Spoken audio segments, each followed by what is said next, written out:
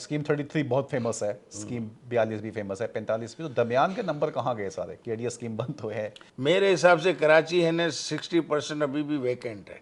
जो दिखता है वो बिकता है। हमारी आबाद पूरी खिलाफ है, बेरिया के खिलाफ है, मलिक रियाज के खिलाफ है, इनके काम से खिलाफ है।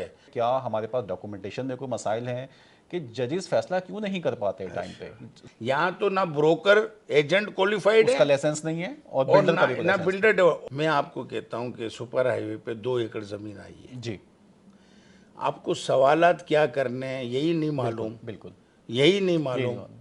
अब तो अब मेरी स्वाबदी है ना कि मैं आपको कितना बेवकूफ़ बना सकता हूँ। ज़मीन खरीदने का तरीका क्या है, बेचने का क्या तरीका है, और अगर कोई काबिज होता है तो उसके लिए मुझे किसका दरवाज़ा कहाँ जाना है? खटखटाना चाहिए। क्यों नहीं पाकिस्तान के अंदर एक लैंड बैंक बना लेते आप? और मैं लैंड जिसको बिल्डर को चाहिए, मुझे भी चाहिए होगी, मैं उस बैंक से लैंड लूंगा। एक लैंड बैंक ऐसा डेवलप कर लें कोई। तो क्या कोई सिस्टम सेंट्रलाइज नहीं हो सकता ओ तमाम? खुदा के लिए नहीं हो सकता। नवेद साहब।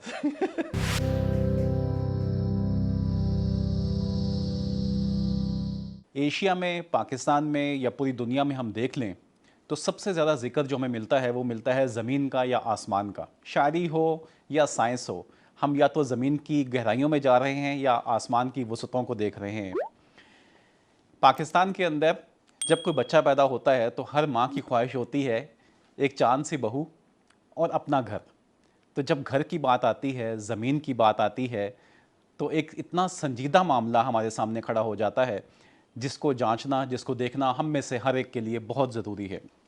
आज हम आपकी मुलाकात करवा रहे हैं एक ऐसी शख्सियत से जो ना सिर्फ कराची बल्कि पूरे पाकिस्तान की ज़मीन के मामलात को लेकर एक इंतहाई मायनाज शख्सियत, इतना वसी उनका मुतालिया, इतना ज़्यादा उनका एक्सपीरियंस ज़मीन के तमाम पेचीदा मामलात के ऊपर कि मैं तो उनका फ़ैन हूँ और हमेशा उनसे कंसल्टेशन के लिए कांटेक्ट करता हूँ। आज हमें टाइम मिला। अपनी कंपनी रन कर रहे हैं शेखानी प्राइवेट लिमिटेड के नाम से। आबाद के मेंबर हैं गुज़िश्ता 30 साल से। ज़मीन की ट्रेडिंग के मामलात के ऊपर जितनी ग्रिप इन साहब की है, मेरा नहीं ख्याल कि कोई और शख्सियत इस वक्त कराची के अंदर मौजूद है। तो आइए मिलते हैं जुनैद शेखानी साहब से।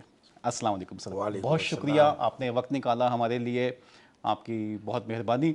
और आई होप कि आज हम बहुत ज़्यादा इंफॉर्मेटिव किस्म की गुफ्तगू करेंगे और बहुत से ऐसे सवालात के जवाब जो मेरे जहन में भी हैं और लोग भी पूछते रहते हैं हमसे, उनके जवाब हम आपसे चाहेंगे।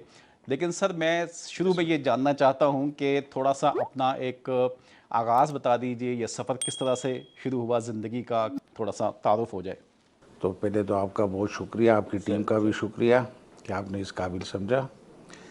मैं बेसिकली सखर से ताल्लुक़ रखता हूँ। मैं 1963 में की मेरी पैदाइश है माशाल्लाह। और उसके बाद मैं 77 में हैदराबाद आ गया, क्योंकि सखर में रहने की वजह से मुझे सिंधी ज़बान पे बोलने पे, लिखने पे और सब पे उबूर हासिल था। तो इसी तरीके से हम हैदराबाद में आ गए और हैदराबाद में भी क्या कहते हैं, जब मैं 17 साल का था तो वहाँ पे मैं सखर से 5 क्लास से पास करके आया था। अच्छा, प्राइमरी के बाद आप फिर प्राइमरी के हैदराबाद बाद आ मैं गए? हैदराबाद आ गया था 77 में। फिर वहाँ से मैंने हैदराबाद से सिंध यूनिवर्सिटी से एम.ए. LLB किया। अच्छा माशाल्लाह। एम.ए. इकोनॉमिक्स किया। एम इकोनॉमिक्स किया आपने जी सिंध हाँ, यूनिवर्सिटी से? जी जी जी, और माशाल्लाह, उस LLB किया ज़माने में? उस ज़माने में। माशाल्लाह। और फिर 92 के अंदर मैं कराची आ गया।